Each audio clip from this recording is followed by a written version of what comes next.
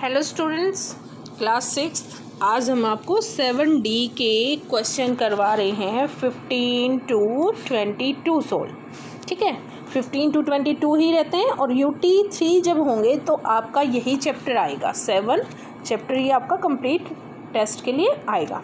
Okay बेटा, तो question number 15 से हम शुरू करते हैं। What is to be added to 74.5 to get 91 number लाने के लिए 74.5 में क्या ऐड किया जाए। ठीक है, ये क्वेश्चन पूछा गया है।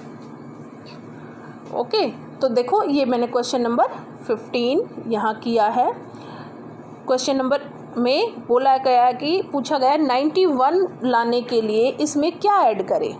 ठीक है, वो हमें क्या पता आंसर हमारा क्या आना है 91। अगर इसमें से हम यही नंबर माइनस कर देंगे तो वो नंबर आ जाएगा जिसको ऐड करना है, इसीलिए 91.0 लिखा मैंने। क्यों? 74.5 को माइनस करना है, इसलिए मैंने 0.0 कर लिया।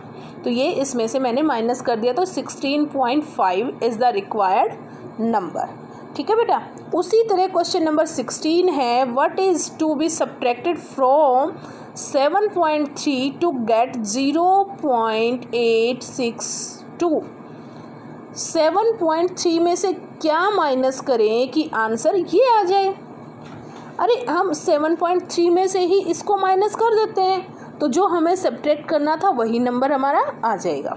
तो 7.3 में एक डिजिट है और यहाँ पर डेसिमल के बाद 3 डिजिट है, तो इसलिए मैंने 3 के बाद 2 0 लगा लिया, तो 7.300 हो गया मेरे पास।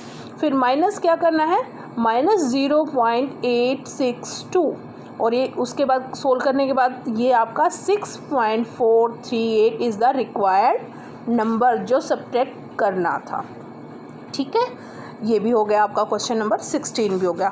उसके बाद क्वेश्चन नंबर 17 भी कुछ ऐसा ही है। क्या कह रहा है 17 में, by how much should 23.754 be increase to get 50। Increment means उसमें क्या इंक्रीज़ किया, कितना इंक्रीज़ किया जाए कि आंसर क्या है 50। देखो पहले वाला जो क्वेश्चन है उसी से सिमिलर है, वहाँ एडिड शब्द का यूज़ किया गया है, यहाँ इंक्रीज़ का।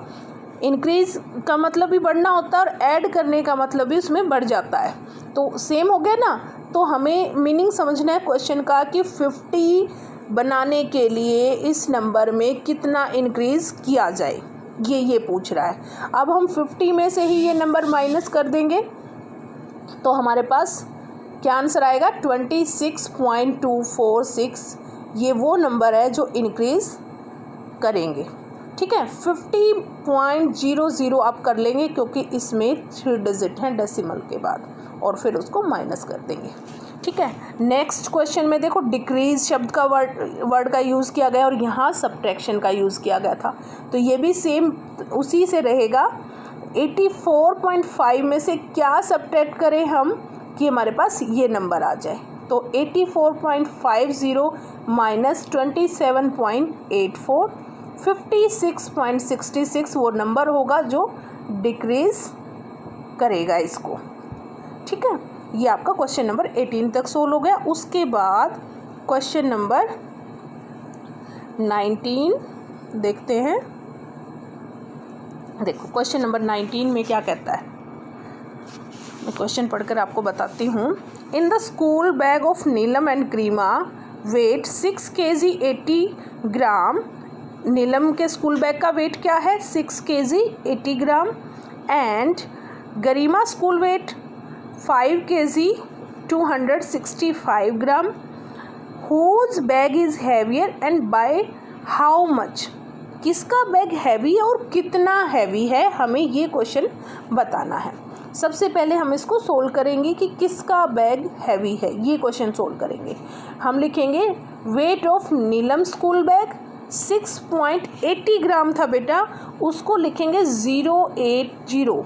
आगे 0 लगाएंगे तभी वो 80 रहेगा, अगर पीछे लगा दोगे तो क्या हो जाएगा 800। ये बात आपको ध्यान रखनी है। फिर है वेट ऑफ ग्रीमा स्कूल बैग 5.265। तो आपको देखने से ही पता चल रहा होगा कि नीलम के स्कूल का बैग का जो वेट है वो हैवी है, तो इसलिए हम माइनस करेंगे difference of the weight of bags 0.15 ग्राम आ जाता है। दोनों के जो बैग का डिफरेंस है, अंतर है, उसमें कितना है 0.815 ग्राम। और ये किसका बैग भारी हुआ? नीलम का। तो the weight of Neelam bag is heavy, ये फर्स्ट क्वेश्चन का आंसर है। And by how much, how much means 0.815 ग्राम, या सीधा सा लिख सकते हो 815 ग्राम्स।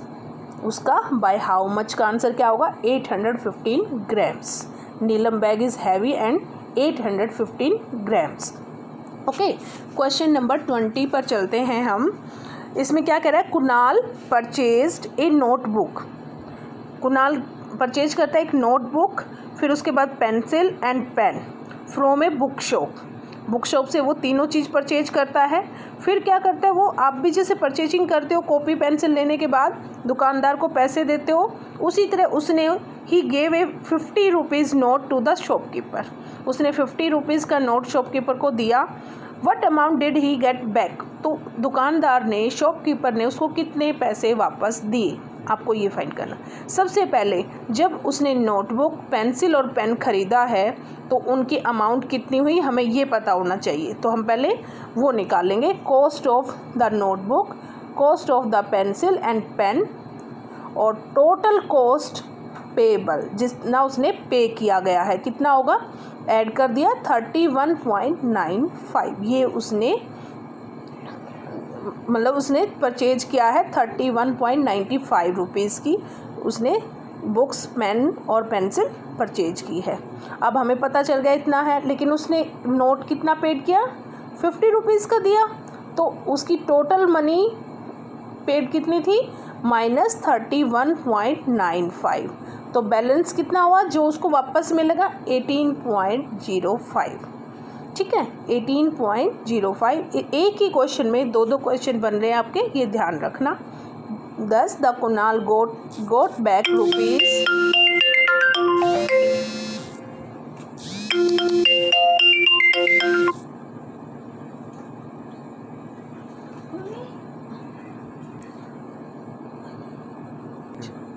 ठीक है, सॉरी, क्वेश्चन नंबर 21 हम सोल्व करते हैं। 21 में क्या कहते हैं? Sunita purchased 5 kg 75 gram of fruits and 3 kg 465 gram of vegetables and put them in A bag. उसने कुछ फ्रूट्स लिए और वेजिटेबल लिए और एक बैग में डाल दिया गया है। अब क्या कहते हैं? If this bag with these contents weight 9 kg। जो ये बैग है इसके अंदर टोटल कितना आता है, 9 kg। हम उसमें 9 kg तक वेट का कोई भी सामान डाल सकते हैं। तो find the weight of empty bag. Fruit और वेजिटेबल डालने के बाद बैग में कितना खाली रह गया हिस्सा, वो हमें फाइंड आउट करना है। सबसे पहले हम वेजिटेबल और फ्रूट्स का वेट काउंट करेंगे, उसी के बाद पता चलेगा, क्योंकि टोटल उसमें आ जाता है 9 kg। हमने फ्रूट्स एंड वेजिटेबल कितना उसमें डाल दिया वो हम पहले देखेंगे। तो wait of the fruits, wait of the vegetable and total weight, तो इस तरह से इन दोनों का टोटल करेंगे 8.540 kg आ जाएगा। अब total weight of the bag with it contains 9 kg, 9.000 kg। ठीक है, फिर total weight of the content of the bag जो हमने उसमें डाल दिया माइनस 8.540, क्योंकि जो ये फ्रूट और सब्जी यही डाली थी यही माइनस कर देंगे तो क्या आएगा, weight of the empty bag आ जाएगा 0.46 kg। आप इसको डायरेक्ट लिख सकते हो 460 ग्राम्स, क्योंकि kg तो यहाँ 0 है तो पीछे वाले क्या होते हैं, ग्राम्स होते हैं, तो 460 grams. Okay, question number 22। The distance between Rita house and her office is 14 kilometre. Rita के घर से और उसके ऑफिस के बीच में डिस्टेंस है 14 kilometre. She covers 10 kilometre 65 metre by scooter, 3 kilometre 75 metre by bus and rest of the on foot. बाकी वो पैदल चलकर रास्ता कवर करती है। How much distance does she cover he walking, पैदल चलकर कितना रास्ता वो कवर करती है वो हमें फाइंड आउट करना है। जब हमें ये पता है कि टोटल डिस्टेंस कितना है वो हमें पता है, लेकिन उसने स्कूटर और बस से जो कवर किया है उसको ऐड करके टोटल में से माइनस कर देंगे तो कौन सा आ जाएगा, वॉकिंग। लिखेंगे कैसे, distance cover by the scooter 10.065 kilometre, distance covered by the bus 3.075 kilometre, total distance cover by both 13.140 kilometre, और टोटल डिस्टेंस क्या था between house and office 14 kilometre. लिखेंगे कैसे, 14.000 किलोमीटर।